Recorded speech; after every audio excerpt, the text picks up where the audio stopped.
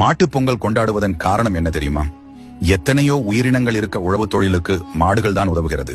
புராணத்தின்படி சிவபெருமான் ஒரு முறை நந்தியிடம், நீ பூலோகத்தில் சென்று அங்குள்ள மனிதர்களை தினமும் எண்ணெய் தேய்த்து குளிக்க வேண்டும், மாதம் ஒரு முறை சாப்பிட வேண்டும் என அறிவிக்கும்படி கட்டளையிட்டார்.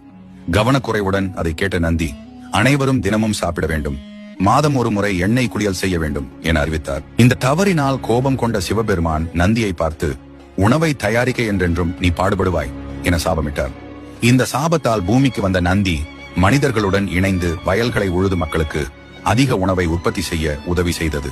அன்றிலிருந்து மனிதனுக்கு உதவியாயிருந்த மாடுகள் இன்று வரை விவசாயத்தில் பெரும் பங்கு வகிக்கின்றன. வீட்டில் மாடு இல்லாதவர்கள் மாட்டுப் பொங்கல் அன்று சிவன் சந்நிதிக்கு சென்று அங்குள்ள நந்தி பகவானை வழிபடலாம். இந்த ஆண்டு இனிய ஆண்டாக அமைய வேண்டும், கஷ்டங்கள் அனைத்தும் நீங்கி சுபிட்சம் ஏற்பட வேண்டும் என பிரார்த்தனை செய்யலாம். பொங்கலோ பொங்கல், உங்களுக்கு அனைத்து இன்பங்களும் கிடைக்க என் மனமார்ந்த வாழ்த்துக்கள்.